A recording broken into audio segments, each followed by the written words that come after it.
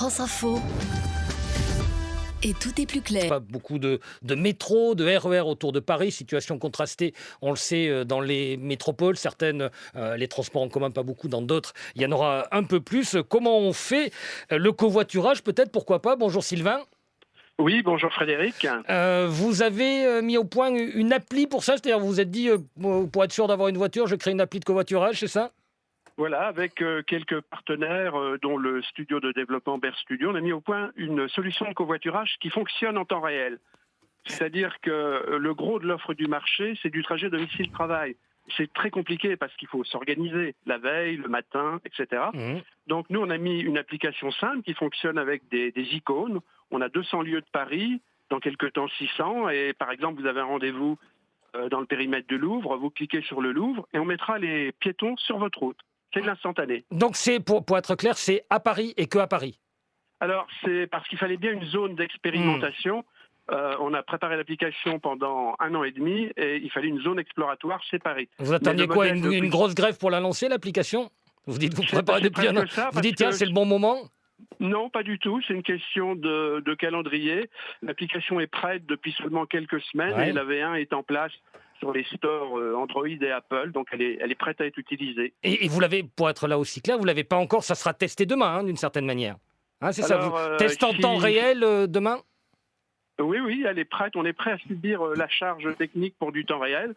Donc, on est parti du fait que 80% des chauffeurs ne covoiturent pas sur Paris. C'est une enquête de la mairie de Paris. Ils ne covoiturent pas parce que c'est compliqué. Alors, on a réfléchi à une interface simple et ludique. On s'est mis d'abord dans la peau du chauffeur. Et elle s'appelle comment, votre appli, pour aller y voir demain? Alors, elle s'appelle Quick City. Elle s'appelle Quick City. Oui. Et le coût à l'embarquement, c'est 1,50 €. Et après, on donne d'ailleurs 40 centimes au chauffeur pour le premier passager transporté par kilomètre. Et on met en avant aussi la qualité des rencontres. C'est-à-dire que quand le piéton choisit un chauffeur disponible dans sa liste, vers le lieu où il va, il voit sa photo, sa notation, et également, s'il clique dessus, il voit sa voiture, mais il voit aussi son profil, c'est-à-dire qu'il s'est présenté en quelques lignes et qu'il a fourni jusqu'à 5 centres d'intérêt. Et on réserve dès aujourd'hui, ou c'est vraiment du temps réel du moment, et c'est demain, je suis bloqué à tel endroit de Paris, il y a une borne pas loin de chez vous, il y a une borne qui existe, et je le fais dans l'immédiat? Non, c'est vraiment temps réel. D'accord, vous choisissez un des lieux Quick City parmi les 200 qu'on propose et qui quadrillent Paris. Et vous pourrez, si un chauffeur passe à côté de vous, le prendre. Et si vous êtes chauffeur, on mettra les piétons sur votre route. D'ailleurs, on a un petit système simple. C'est que pour que le chauffeur voit mieux le piéton au moment où il arrive, le piéton tend son téléphone et on voit le numéro d'immatriculation de la voiture qui défile. D'accord, je crois que c'est assez clair. Jérôme Colomin qui va nous présenter tout à l'heure d'autres applis. Une question pour vous. Oui, alors si on comprend bien, en fait, c'est un peu un mélange entre le covoiturage et le VTC, finalement. Mais combien ça coûte?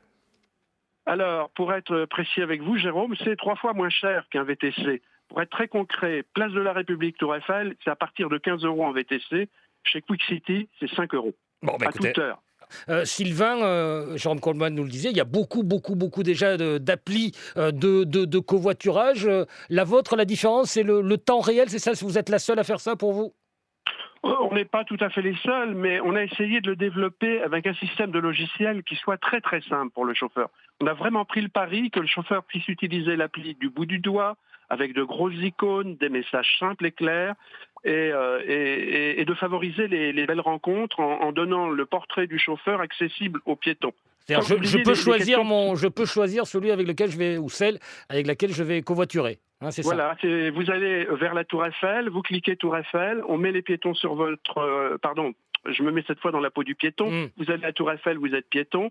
Vous verrez les chauffeurs s'afficher en file indienne dans l'application avec leurs photos, leurs notes, et vous pourrez voir leur portrait. C'est-à-dire, si un chauffeur parle votre langue ou un loisir commun du vôtre, vous pourrez le préférer à un autre. Et pour les femmes, c'est même un critère de sécurité, parce que si vous avez des chauffeurs femmes parmi les hommes, vous pouvez par exemple privilégier les femmes. Entre nous, vous êtes quand même assez optimiste de penser qu'on aura le choix demain même sur votre appli. Mais bon, pourquoi pas, hein, pourquoi pas. Bonne chance en tout cas à Quick City. Merci Sylvain d'avoir détaillé sur France Info, ce qui pourrait là aussi faciliter la vie des Parisiens. On répète, c'est uniquement à Paris. France Info. Et tout est plus clair.